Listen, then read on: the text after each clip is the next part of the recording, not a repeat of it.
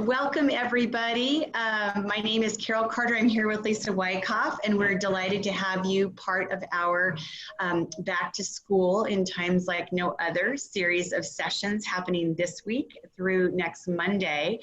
And if any of you missed last week, we had a number of different sessions on rural learning and several also involving some of our Native American equity partners. So we're delighted you're here today. And for those of you who don't know about Global Minded, we create a capable, diverse talent pipeline. We get more women, people of color, diverse populations, rural, everybody into the education, economic mobility, and leadership pipeline.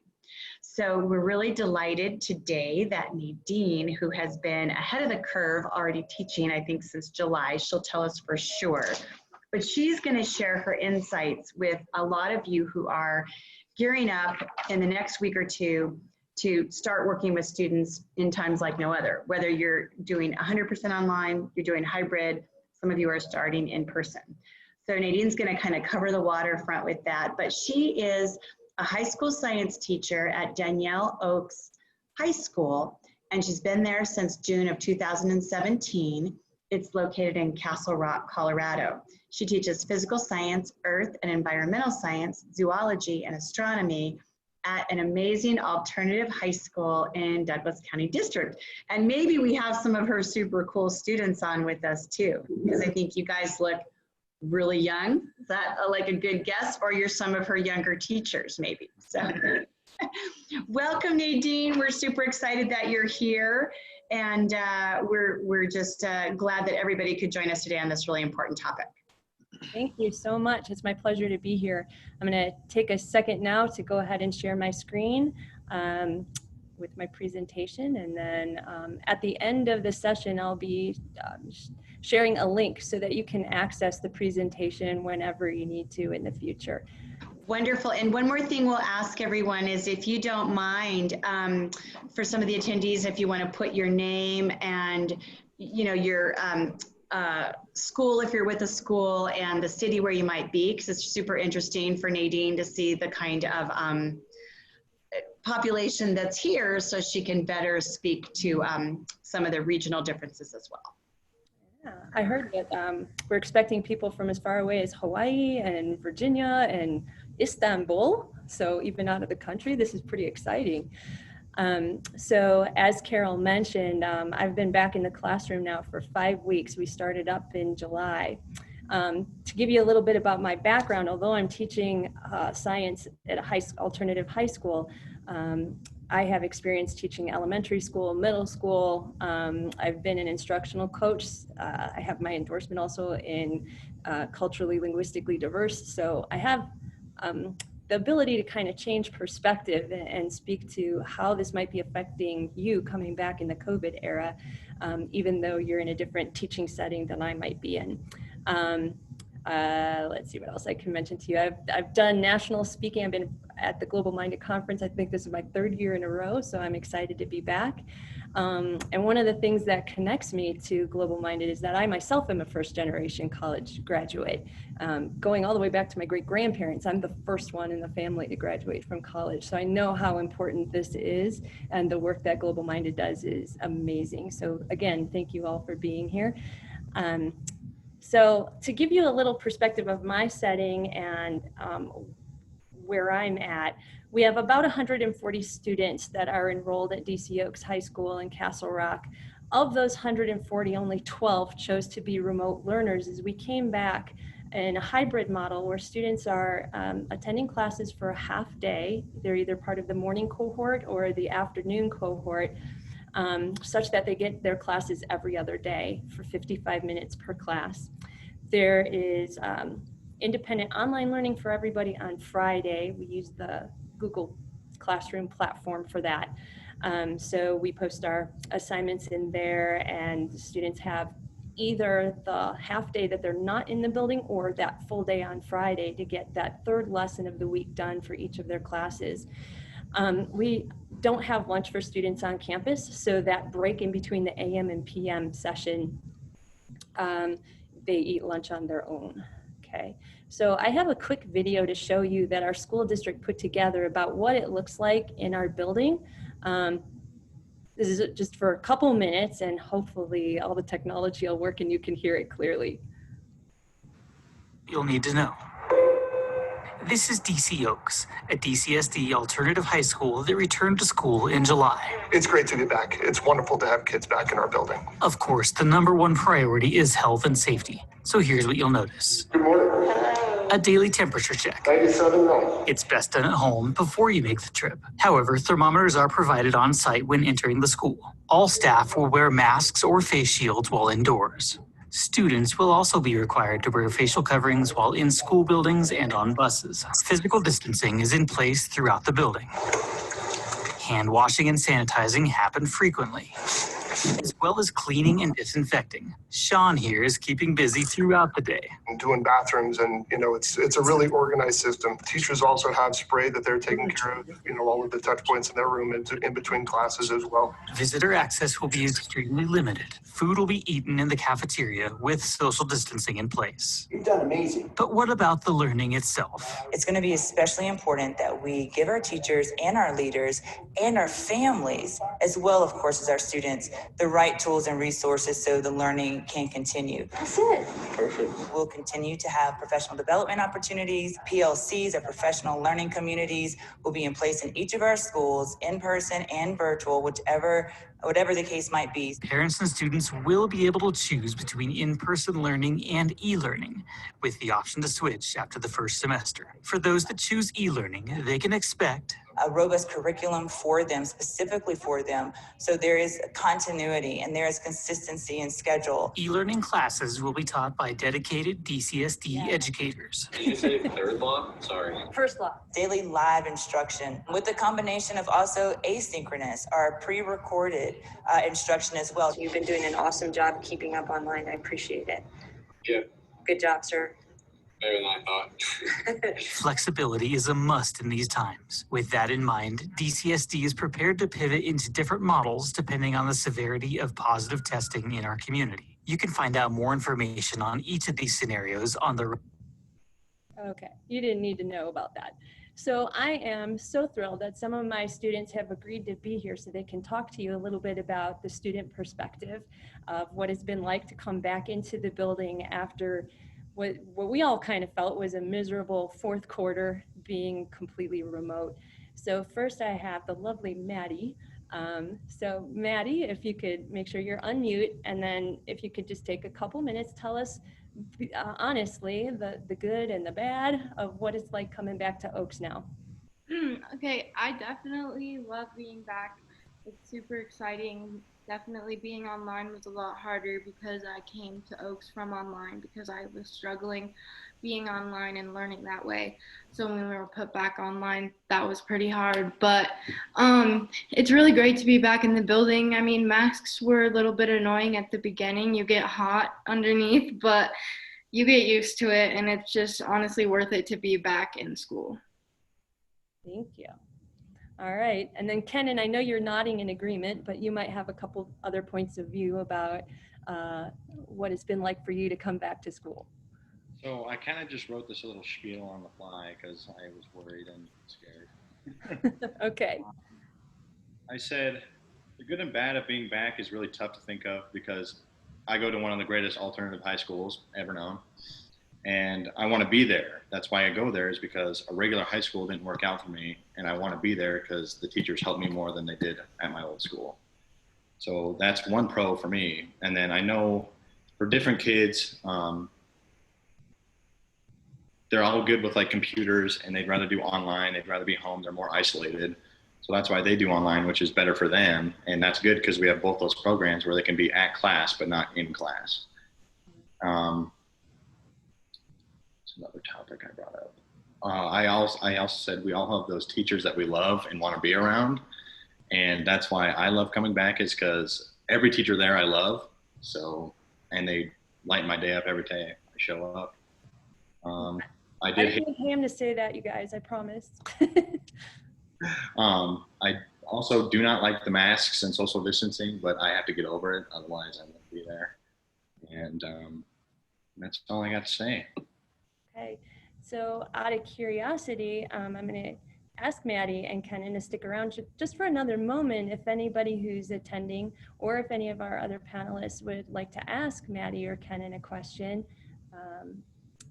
to understand a little bit more about their student experience. Because I'm sharing my screen right now, I can't read the chat box. So I don't know if Lisa, you can help by reading any of the participants' questions if there are any.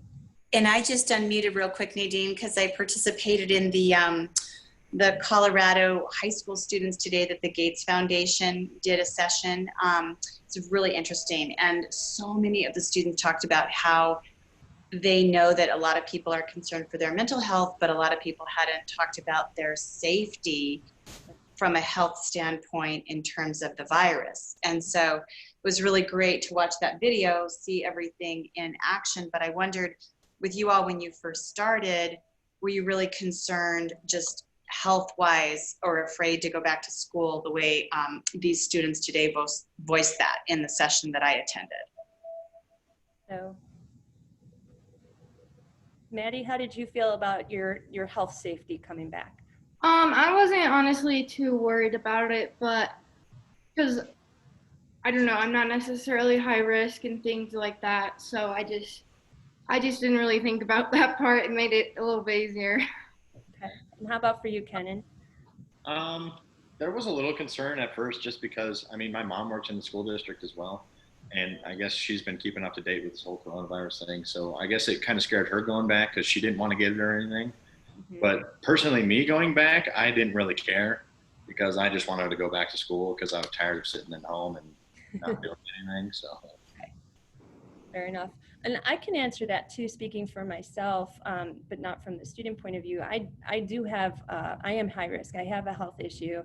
My students already know this. I have multiple sclerosis. And so I spent a long time talking with my doctor about what do I need to be concerned for. And the fact that we do the health screening that you saw in that video, everybody is wearing masks and they're pretty diligent about policing each other and making sure that that's taken care of.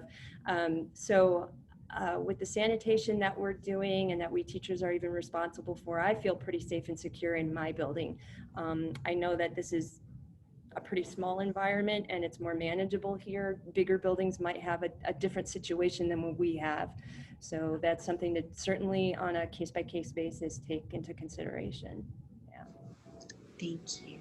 So Nadene, this is Lisa, and you do have a question. You have a couple. Okay. So Sterling is asking, what tools have helped to remind students to keep distant when it is so instinctual to want to be close? It is. All right. Kennan, I'll start with you this time. What helps you remember to stay away from everybody? I think what helped me the most was like walking into each classroom and seeing all of the chairs 6 feet apart and not like being close to each other anymore. So like not like 4 like chairs at a table. That kind of really threw it off, but I feel like that helps out a lot and we also have our teachers to remind us too. So, how about for you, Maddie? I have to admit I'm pretty forgetful of that. I will like pass something to someone when we're not supposed to be touching the same things, but it mostly the teachers help remind me. But yeah. And even sometimes we teachers forget, right? We're supposed to have as limited amount of touching the same objects, and that for a science teacher is pretty tricky. And that whole thing about building relationships and how much we in our schools as teachers care about our students and wanting to give that hug or a literal pat on the back and not being able to do that. And there was an incident just yesterday where a student called me out to the hall. He was having a problem and he's like, I know that we're supposed to be socially distant, and tears are welling up in a 17-year-old boy's eyes. And I was like, can I please just have a hug? And you know what? I let my guard down and I gave that kid a hug because that was more important in the moment. So, all right. Do we have any other questions at this point? Very good answers, by the way, because I do think it's hard. And like you said, it's the new normal. And so it's practice. And you guys, already what you're talking about, with your distancing and now that kind of puts a structure in place, and it sounds like you're all doing really well with it, considering it's so new. Yes. What type of assignments online do you find most engaging? Maddie, Kennan, take a moment to think about that. Of the assignments that you've had to do online, which have worked the best for you? I don't know. I feel like they all kind of are like very similar, and I haven't really had too much of a problem getting them done and stuff like that. So, I mean, they're not obviously super engaging because you have to make yourself do it and make yourself be engaged yourself. So it's a little bit harder since you're not like with your teacher and them giving you the encouragement and stuff. But you just, I don't even know what's most engaging. Okay. How about for you, Kennan? I'd agree with that. I mean, I haven't really had a problem other than I don't know. I missed one day and then my cat ruined something for me, so I couldn't get an assignment done. Other than that, I mean, okay. I feel like I've been doing pretty all right. I haven't really had any troubles. And I mean, if I do have any trouble, then I can just email them and they're usually there. That's awesome. Is there any, to kind of reinterpret that question a little bit, is there any activity or a certain kind of lesson that you've done online, maybe with the video, or that's different than just like a virtual worksheet that maybe work better for you? I would say your class. Say again? Your class, because you post up, like, you take a video of yourself and you post instructions on it, and then you post yourself like going through it and you walk us through it first, and then when we go home we know what to do. So I guess something like that. Okay, that's helpful to know. How about for you, Maddie? I was literally, right as I opened my mouth, those were my words. Like, your class with the instructional videos and like how it's step by step makes it way easier than some of my other classes. Good to know. Okay, and then one last question. What are your class sizes? So because Oaks is an alternative high school, we boast that our average class size under normal circumstances is about 13 kids per class. With the COVID rules, so to speak, and we do have some classes that physically the size of the classroom is small. In order to maintain social distancing, we're not supposed to have any classes of more than 9 students, so that with the teacher in the room, that makes 10 people. But we do have some classrooms where the limit is 5 because there's such tight quarters. So for me personally, right now I have one class where there's only 2 students, just by happenstance of the way things got scheduled, and my largest one is 9. So they're pretty small. And I know that's not going to be the common situation for other in-person learning environments, that you might not be able to do social distancing, or because we are a smaller building, you might have bigger classrooms where more students can fit. But Nadene, I think what's great is that even if people have bigger classrooms, they can still, tape the sessions, give them to the students. Like, they can still use your process, even if they're managing more students. Absolutely, absolutely. Cool. All right. Were there any other questions for the students? Otherwise, they might have homework to do. I don't know. And thank you, students, for joining us, guys. That was very nice of you. Thank you so much. And I've got treats for you tomorrow when you come back. All right. Bye. But she's a great teacher. Oh, thank you. All right. Continuing on. Talking about the physical space, I thought would be a little bit more grounded and a little bit more specific before we get into the things that might trigger some emotions coming back under these stressful times. So I'm in my classroom right now. I stayed late at school. Students leave at 2:45, and I live far enough away that it didn't make sense to go home. So kind of just panning around my room at the physical space of making sure everybody's far apart. This is the student seating in here. I used to have my tables configured so that 2 of these science tables were pushed together and students would sit in cooperative learning groups of 4. And now, as you can see, there's a single student at each table and they're spaced apart like that. So we certainly are going to need to reimagine how we set up our classrooms to encourage students to be apart. As Kennan mentioned, that was the visual cue that really helped him. So thinking about how our physical space works with health precautions. When you first arrive at our school, you could kind of see there's a vestibule with our security kiosk, and that's where students stop and get their temperature taken, and they fill out a health screen form. And we staff members have to do the same thing. I take my temperature right before I make the commute to school, and I fill out the health form online. In between each class, we're required to sanitize all the tables. We have a special cleaning agent that we use that's non-toxic but kills the COVID, so we love that. We also, if you think about, you might have that jar or that bin where you have pens and pencils for students to borrow. Every time a student uses a pen or pencil, then you got to sanitize it before it can be used again.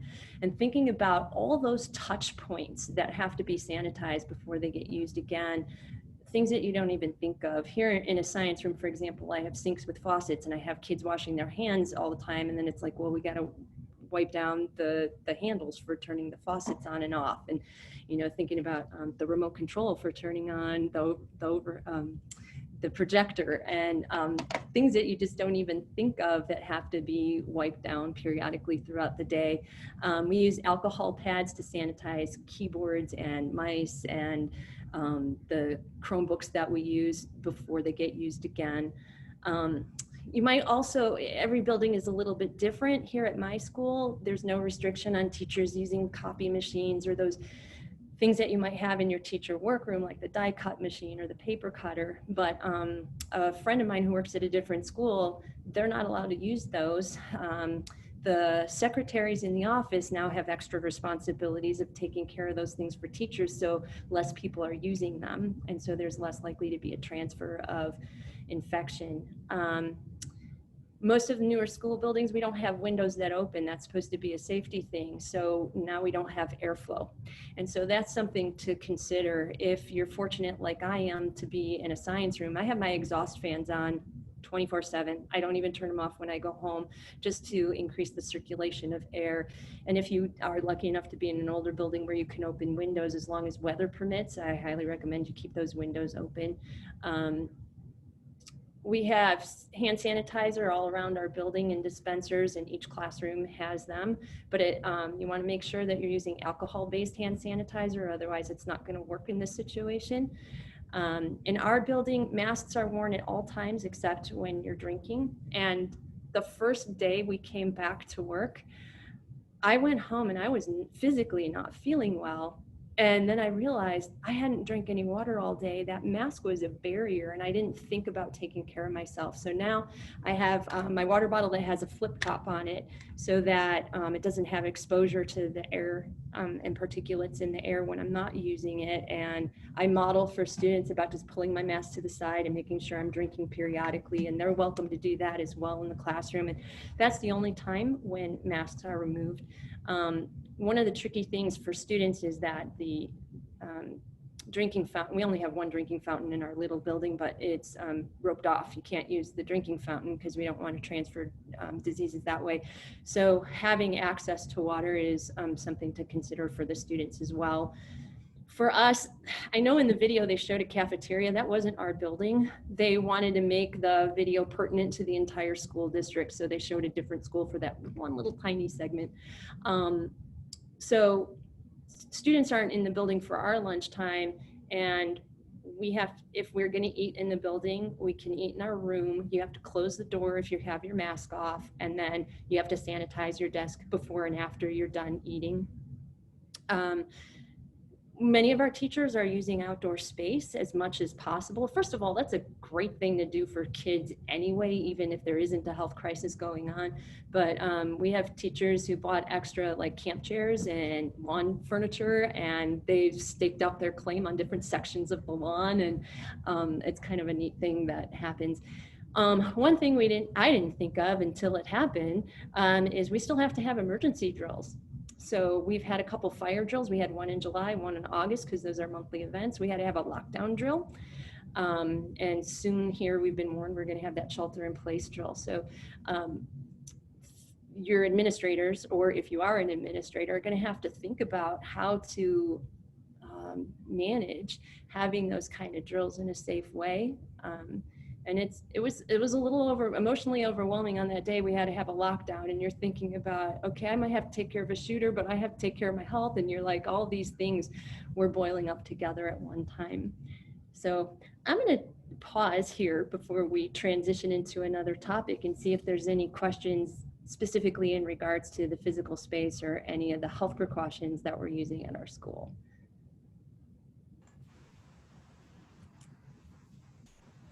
And again, everybody just a minute while they think about. Oh, sure, definitely. Questions.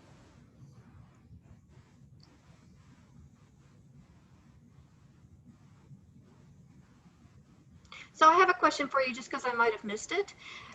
So when you were talking about air conditioning, the air conditioning is not turned on, correct? Actually, we do have air conditioning turned on, but that's recirculated air. It doesn't get from the outside necessarily. Whereas with my exhaust fans in the science room, there's a direct vent to through the roof. So that gets a little bit better option for fresh air, but I know that's not possible in most of the rooms in our building.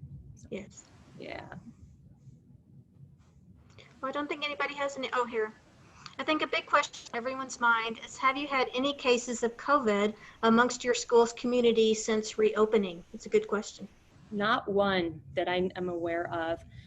As a matter of fact, we just this last week got this new memo about, I know you can't read it, but just to show you, we get these new memos all the time about updated COVID procedures and what we will do if somebody gets sick, and what you have to do if you're the one who gets sick. We are so lucky that our students really take this seriously, and that they understand the severity of what it could be like if somebody got sick at our school. We did have a student this week who found out she was exposed to somebody who had COVID. And so she has chose to quarantine, and she is learning remotely this week. She herself has not contracted the disease, but she's waiting to find out test results. So that's the closest we've come so far. So at this point, no, none. That's great news. Yeah, because we've been back now for 5 full weeks. And so we're actually midway through our 6th week back, and there's been no issues. Knock on wood. Yeah. Yay.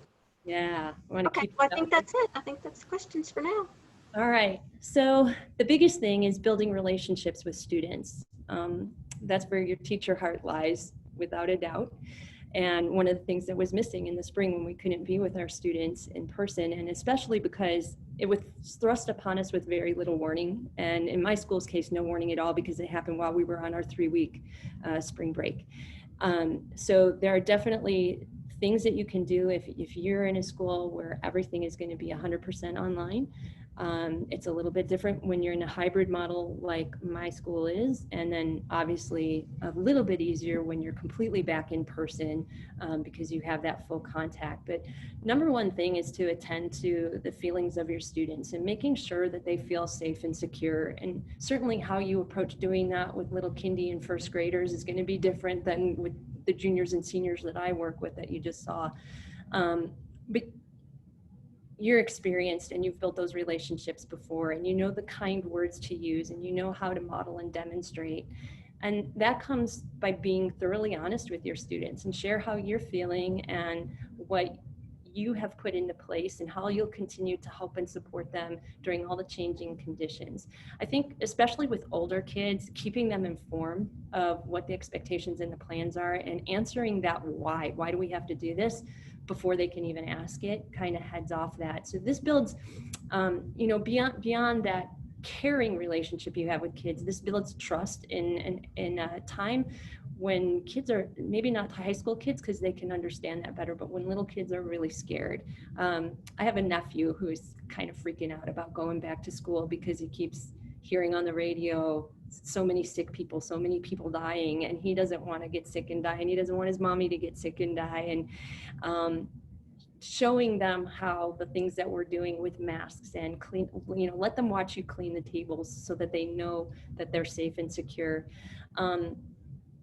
Those other kind of things that you do to build a trusting relationship, you know, in terms of asking kids for feedback. How did this work for you, especially when you're trying something new and they're in a setting that's different, and then actually use that feedback from your students when you're planning what's the next thing that you're going to do with them. I recommend finding a replacement for hugging, although in that one incident that I shared with you, I let go of my rule, but you know, it might be the elbow bump, it might be toe touching, you know, find something where students feel like that physical connection is there without getting too close, and that you're honoring that. It's important too to, I keep saying it's important, but because there's so many important things, but making sure your students have access to mental health, and that you know, you've touched base with the mental health care professionals in your building, and you know what procedures they want you to follow. It might have changed under COVID because they might not be able to let students wait in their office for them, or you know, if they have a waiting area. So there might be slightly different procedures for accessing mental health in your building, and make sure you and your students know what that is. And there are all kinds of online resources for different activities you can do virtually with your students to build relationships and get to know each other. There's tons of different platforms, from Flipgrid to using Google Docs and all these other little tools to make sure that you're kind of having fun and interacting with your students, and furthermore for them to interact with each other. I know I'm lucky enough that I get the same students over and over again throughout their high school career, but many of you are going to be starting with a brand new group of students who they don't know you and they don't know each other. So finding a way to reimagine those get to know you activities and those little icebreakers and things like that. I know in my case too, I feel a little bit of stress that I only get the students twice a week in person. So I start to feel a little bit of that stress of, well, if I spend all this time doing these icebreakers and get to know you activities that I used to do when I saw them 5 times a week, I'm not going to have time to teach them everything we need to teach. But I think back to that 3 for 30 rule. You spend 3 weeks with this stuff, then you have 30 weeks of smooth sailing. So you get more bang for your buck when you have those good relationships. And I think that this image here of this cycle and thought pattern that you can go through to establish those relationships with your students is a good way to consider it. And Nadene, I just want to mention that tomorrow morning we have the NROC folks, and I think a couple of them are on this right now, but it's on creating engaging learning experiences using free and low cost online resources. And so a lot of that's very interactive and student centered. So want to make sure that people will join for that. And then we also will be recording all of these sessions, and they'll all be on the YouTube. So we hope that, you know, people can share these things liberally as well with their colleagues. Fantastic. And I was aware of that session that's tomorrow. Unfortunately, I'll be teaching. I wish I could join that, but I didn't want to steal any of their thunder. So I haven't linked any online resources here because I know that's in the forthcoming event. Yes. Okay. Moving on to lesson planning, I have actually a couple of slides about this. If you have a hybrid situation like I am, you want, my advice would be to use in-class time initially to teach any online expectations you have, right? To show them the tools that you're going to be using, how to access your online lessons, how to log in if they need to set up an account initially. Make sure all that's taken care of so there's no technology anxiety for the students when they go off on their own.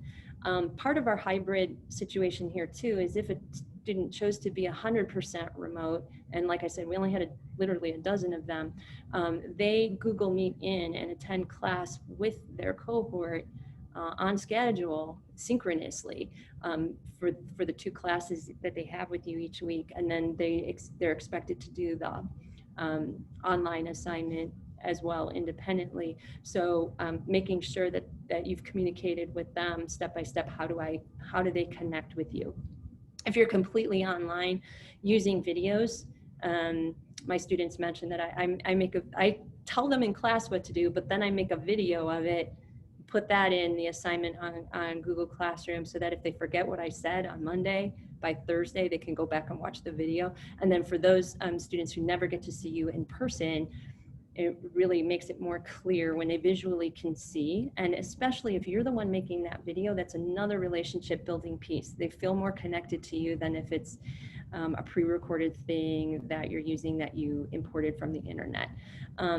Studies show that for middle school and high school students, if the video is more than 6 minutes long, they tuned you out. So make sure you're editing yourself and getting the most important things in the beginning of the video. Without a doubt, teachers always make everything meaningful and intentional, but if that online piece isn't in their eyes meaningful and intentional, if it's just a way to say, okay, I had to do an online assignment this week to meet that requirement, you're not going to get very good results or participation from your students. And, you know, don't be afraid to take risks. Try something new, do something different, especially for that online learning.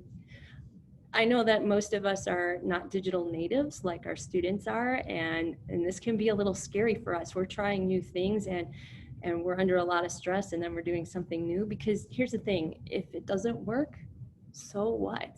The kids see your effort, you're trying something new, you might be able to troubleshoot that and turn it into something great down the road, or even a lesson on perseverance and resiliency for your students if they see you making that extra effort for them. Include feedback from your students. Constantly ask them, how'd that work for you? How long did that take you? Because I thought it should take about a half an hour. And then you can gradually adjust until you get into your routines and build your comfort level, which your students will feel as you go. I have found that PBL is a great way to go both in person and online learning. It's more meaningful, it's real world connected, and it can transition from in-person to online very easily. For my science classes, I used to do a couple of lessons here and there, like a flipped classroom where students would learn something remotely online and they'd come to class so we could do the lab, but they had the background knowledge then to be able to understand the hands-on activity we did in person. Now I'm doing that 100% of the time, and that's going pretty well. Nadene, I have just a super quick question, because sometimes Sure. we do this at the college level with freshmen, but do you ever give them an opportunity, and maybe more as the semester goes on, where each of them is responsible for creating and teaching and guiding, facilitating a lesson themselves? I have done that in the past. I have not done that with my current students. And there's, with the dynamic of our school and the academic place where our students are, they're not quite ready for that yet, but maybe later on in the semester, it might make more sense to try that. Yeah, definitely. Cooperative learning has to change. Students can't share materials. So, you know, I was thinking about doing labs in my class, and, so, you know, usually they're with partners or small groups. There's only so much science equipment that we have. You know, our English teachers are like, we only have so many copies of a novel, and there's no way to sanitize every page in a novel before it transfers hands. So you got to kind of reimagine how cooperative learning can happen. Students can still work together. They can talk to each other from 6 feet away. You can use Google Docs where everybody's interacting on the Google Doc, or Flipgrid and those kinds of things, so that students are still collaborating and working together and maybe doing some shared learning, right? Think about single-use materials and whether or not they're things that you have enough copies of, or enough for every student to have their own, or if there is a way to sanitize them in between each use. I've had to reimagine a couple different labs and cut one out that I normally would have done by this time because of those situations, and so kind of planning ahead for that. Things take longer as well. It used to be you'd hand a stack of papers to the kid who's sitting in the front of the room and say, take one, pass them back. You can't do that anymore. You have to hand the papers to every kid. Then you sanitize your hands before you go on to the next thing.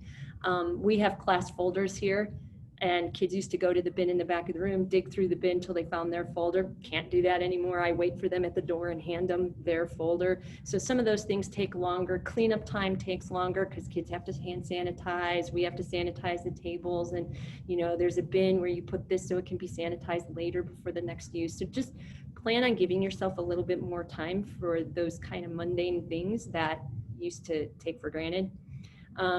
Also, when you're thinking about your curriculum and the big picture of units you've done, there's no field trips, there's no in-person guest speakers.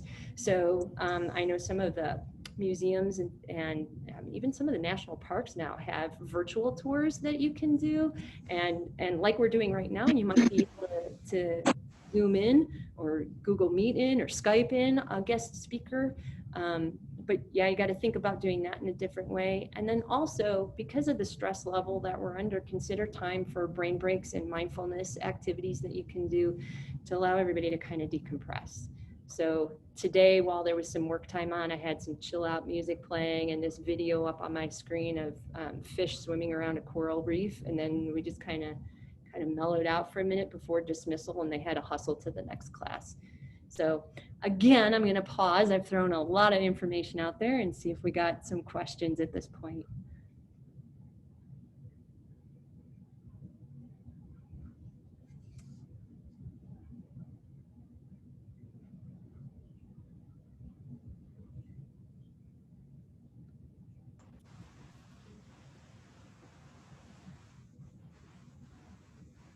No questions so far. All right, we'll keep it rolling along then. Here's something that you might not think of until you're in your building, if you're lucky to be in your building like I am, is how you interact with your colleagues is going to change. Like I said, if we are going to eat in the building, we need to be isolated in our own rooms, and you may or may not, depending on your building, have access to the teacher's lounge, right? Because it's a community space where we get together. Even though we only have 20 staff members in our building, and in our commons, we can sit 6 feet apart from each other, we're not allowed to have the entire staff in the same room, even with social distancing. Kind of like the rule that the president and the vice president don't travel together, because if one goes down, the other one is still available to fly. They don't want, if just in case one of us staff members got sick and all of us are in the same room together, even with social distancing, that the entire staff were to get sick. So even in our building, we're each in our own room during a staff meeting, and we're using Google Meet to have our meeting. So that intercollegial time is diminished. If you're in a community where you have FACs, probably not going to happen. But you still can find ways to collaborate and share within your departments or your grade level and with your colleagues virtually. But I really do miss that hallway conversation, those 5 minutes you might have in the hallway, say, hey, you know, Johnny seems a little weird today. Do you know what's going on? Or Timmy's been absent for 3 days in a row. Have you heard anything about that? Those kind of conversations aren't happening in the hallway, and we certainly miss that kind of thing. We did have one lunch where the whole staff got together because it was our principal's birthday, but we were on the front lawn. We had lawn chairs that were 10 feet apart just in case somebody came by and saw us. You know, there was no question we were socially distanced. And we kind of had a picnic lunch outside together, but we were able to do that because we're a staff of 20. But that might be a special event kind of thing you might be able to arrange once in a while with maybe your department or grade level or a small group of teachers, even if you can't all be in the teacher's lounge together at lunch. So then you got to deal with administration. Yeah, and that happens at all levels, from teachers interacting with their principals, principals interacting at the district level interacting with your Department of Education, and those poor people dealing with Betsy DeVos. So realize that you have a million questions, and new questions are going to come up every day. And there's going to feel a sense of frustration when you ask your principal a question, or the principal asks the superintendent's office a question, and they don't have the answer. And we got to remember and have grace and mercy with each other, that nobody knows the answers. We're learning how to do this as we go, and we're getting better and better every day as more information comes. But your administrators aren't going to be able to help you with everything. And sometimes there needs to be some patience and realize the situation that we're in. But do ask all your questions, because if you don't ask those questions because you're afraid, what's the point? They're not going to know. They're not going to know that it's a need to know for you, and they might not actively search for that question. So ask all the questions that you need to ask, and eventually those will get answered for you. The stage is constantly changing with little to no notice. You probably saw in the video, one of the teachers was wearing a face shield. We were told face shields were okay. And after 3 days of using face shields, we got the memo, face shields are not okay. You cannot wear just a face shield. Now you have to only wear masks. We were told that our buildings are going to be deep cleaned every Friday, but then we were told we have to be in the buildings on Friday even though there aren't students here. So the deep cleaning hasn't happened. So we have to be more diligent about cleaning our rooms in between classes and things like that. So I'd have to say literally every day or every other day, a new rule or a change in a rule is occurring for us. And we just have to be willing to be fluid and adaptable. And while that is frustrating and while that can be stressful, for lack of better words, it is what it is. And there's nothing anybody can do to help that. So be ready for the ever-changing situation for you. I have a teacher that I mentored when she was in her first 3 years, and she works in a different school district now than I do. And last week they were under the impression they were on a hybrid model. She posted on Facebook, "I can't wait to meet my new 4th graders." And then last night she posted that their school district is now 100% remote. The decision was made after something happened in the community, I'm not really sure, and how devastated she was that she doesn't get to meet her 4th graders in person. And that was a huge drastic change with 1 week before school opens, going from thinking you're going to be in person to not. And for those of us who are in person right now, we're bracing ourselves that something might happen at large in the community and we might have to switch to being completely online. And so one of the things that I do is gather as much information I can from the administrators in terms of what they know in the moment. And I immediately share that with my students so that they're ready to change on the fly and that they're not caught off guard. So that's what we have to do when we're dealing with administration. And I feel for administrators, one reason I won't become an administrator is because how much there is to do and whether it's a pandemic or not. So treat them with a little bit of grace and mercy because this is tough. It's tough being at the top when there's a big deal going on. Well, and Nadene, just real quick, it's so great to see your flexible mindset. And I think one of the silver lining for all the students going through this is they're going to be fantastic at dealing with ambiguity, which is such an important life skill. And the old model did not foster that. And that is so important for people to be able to do well personally and professionally. So I think it's great that you yourself can model that well and the students can learn to do that and have a really strong outlook, because of that. So you're 100% right. I think our students are learning so much that students 10 years ago didn't have the opportunity to learn just from this life experience that they're going through. And while it is a harsh thing to have to go through, that's the silver lining is the outcome. They're going to be stronger, more adaptable people. Definitely. Okay, so this is where things are getting a little bit tough. In my school district in particular, and I was talking to Lisa before the presentation, what's going on in Georgia and how so much is blowing up in the news about, should kids go back to school? Should they not? Don't we care about teachers? Don't we care about the kids? And it's almost like no matter what decision you make, you're not going to make everybody happy. So I remember during 4th quarter, we call it the quarantine quarter, right? We were getting messages like this. If you had asked me what the hardest part of battling a global pandemic would be, I would never have guessed teaching elementary school math, right? This is from a parent. We're getting messages like this. At the end of the first day of my kids being out of school after our attempts at homeschooling, my conclusion, teachers are superheroes, the end. We were getting messages like this one. Teachers deserve to make $1 billion a year or a week. Well, I will tell you, I am working right now having taken a pay cut from last school year, okay? And now we're getting messages like these. This is actually right outside our school district headquarters building in Castle Rock, Colorado. I care about our teachers, but I care about my kids more. This is a parent who wants their kid in school full-time, and we're doing the hybrid model. It's important for our kids to be back in the classroom. And if you read some of the signs here, working parents cannot afford your option. Open schools or refund our taxes, okay? We're getting, whoops, sorry, I advanced a little too quick. Defund DCSD or Douglas County School District, fire the teachers. These are the messages that we're getting in our community after we started back. And certainly this isn't representative of everybody, but every time we teachers see a message like this, it's a little bit of a wound and it's hard to get over. This article, this short letter that was written by Molly Shepard Logan went viral. And some of you may have had the chance to see this, and I know the print is kind of small, so I'll give it a quick read through for you. When will the ask overburden teachers? To the editor, dear community, I am a teacher. I studied many years to get 2 degrees and multiple certificates so I could teach our children how to read and write.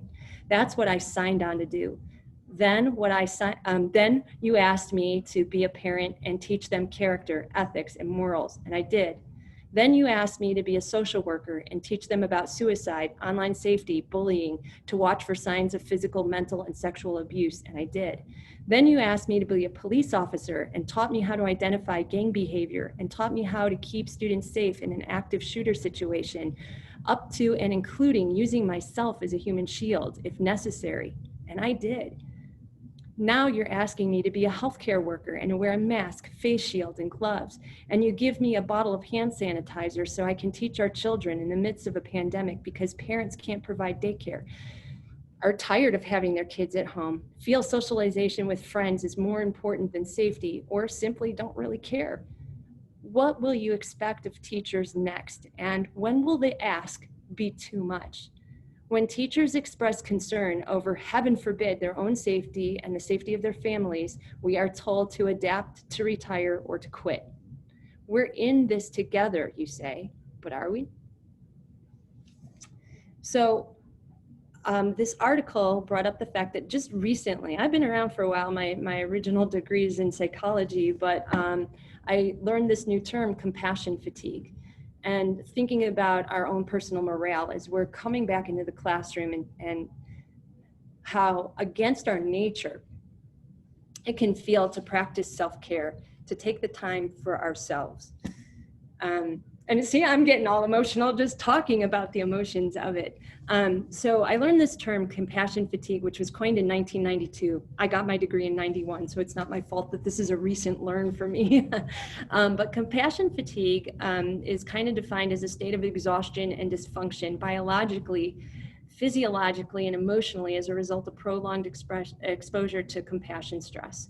And as we're being compassionate to our colleagues, most especially to our students, to their families, it's exhausting. And hopefully you can enlarge this on your own, this chart here of all the different symptoms, but most of the symptoms are very similar to depression. It's the cause that makes it different and the fact that it's not long lasting. As soon as the situation resolves, the compassion fatigue can fade. But there's a lot that you can do if you take those mindful moments. If you know, the first 5 minutes of your lunch, you just go outside and walk around and take a breath of fresh air, and give yourself permission to not have to do it all. And it's okay if you don't get through your full curriculum when you're only seeing your kids half the time, and so what? And it's okay if you make a mistake with an online assignment, so what? In the long run, what we're doing is a million times better for kids than not doing anything at all. So don't forget to take care of yourself. That's my big message at the very end. So I hope there are some more questions that I can answer for you guys because we still have 7 minutes. There are actually. So someone is asking, it's a very good question. Are you finding that your more anxious prone students are feeling more anxious? That some of our, well, the more vulnerable students are struggling more being in person. So are you finding that those students that are more anxious, now that they're having to be in person and deal with COVID and everything, all the changes, do you notice more stressors for students? There are more stressors for students, and each student is an individual. So in particular at my school, it's an alternative high school. These kids are at risk. It's a school of choice. They chose to be here. So when they were forced not to be here, they actually valued us even more, right? If only 12 students, and of the 12, several of them have health issues, they want to be here. So the ones who are remote are the ones who maybe are facing a bigger stress. The ones who are in person feel the stress when they have to go home and do that online assignment without us teachers right there with them. So it's kind of a case-by-case basis. The rest of while we only had like 3 or 4 students who have their own health reasons for staying home to do their learning, the rest during the COVID quarantine quarter that we had, and then also over our short summer break, got jobs. Holy cow, the supermarkets and Walmart and Sam's Club in our area were hiring like crazy. These kids realized they could make a lot of money.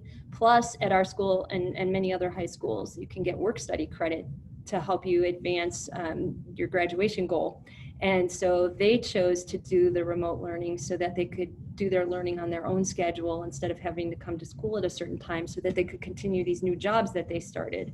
And they're finding that's a benefit for them. So I think part of it is with the pandemic going on, but also social culture and you know, them seeing riots happening and Black Lives Matter and Blue Lives Matter, and all of this is affecting them, I think, equally. And so there's all of that they're processing and learning at all the different age levels at different. Yeah. So it sounds like to me that also because you gave your students a choice and they were able to choose whether they were online, so maybe your more anxious students are choosing to be at home. And so you might not see that as much, where, you know, you have buy-in when you include the students in the in what they're going to do.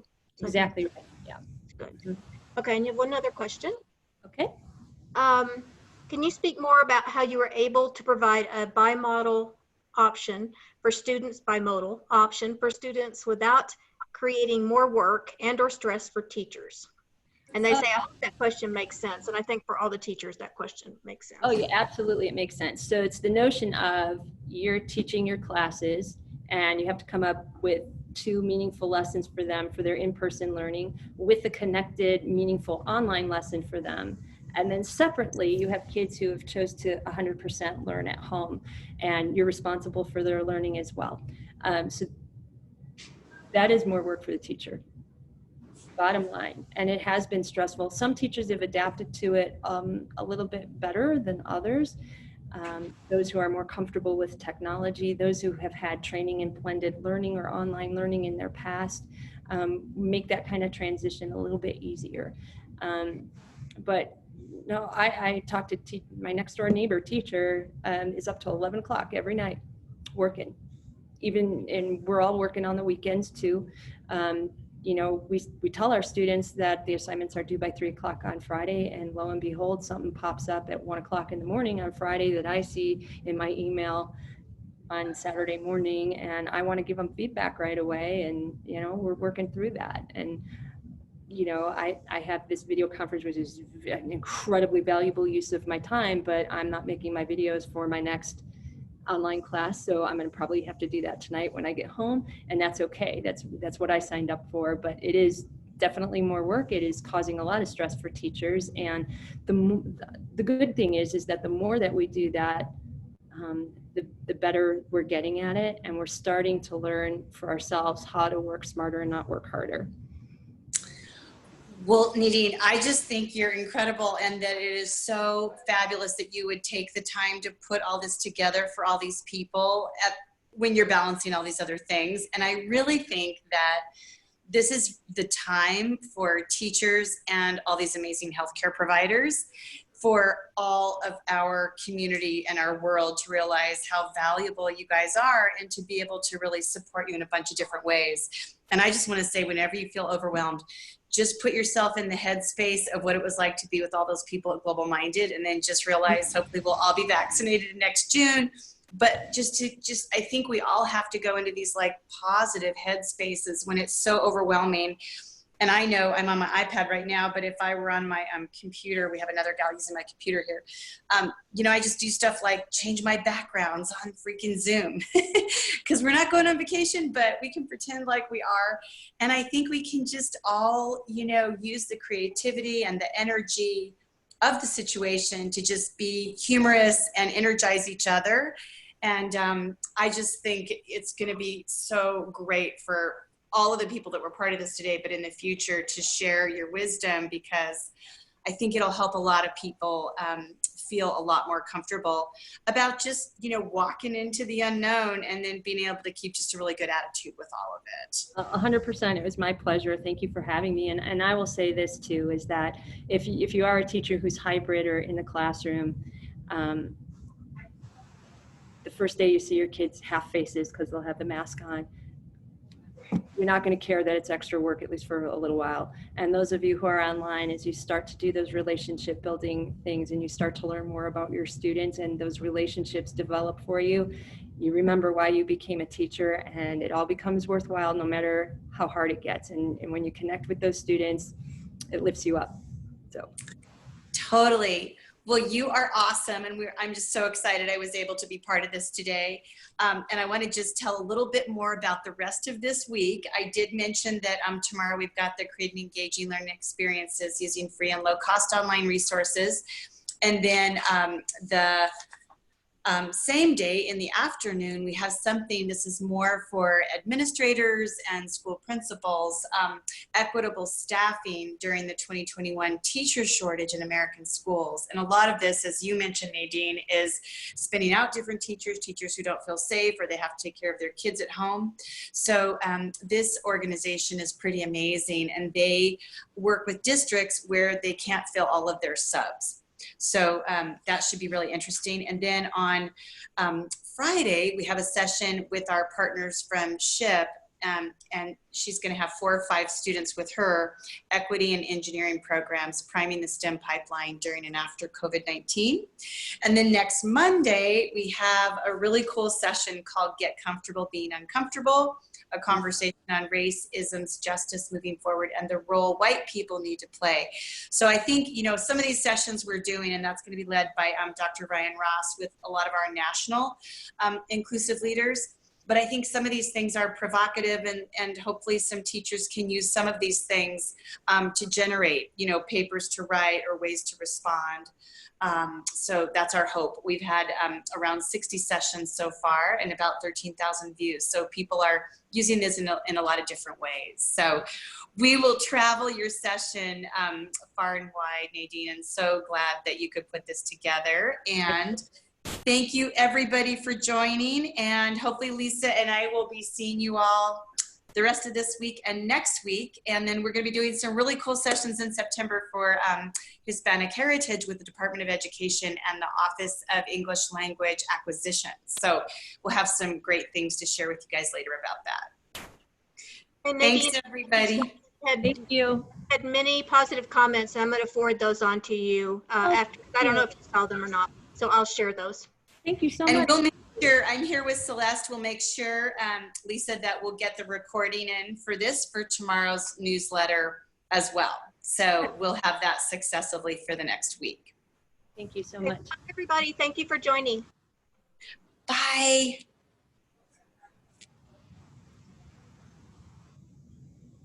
All right. Thanks again, Lisa. You were so awesome to work with. I appreciate you. You are too. Thanks, Nadene. Thank Bye. you. Take care.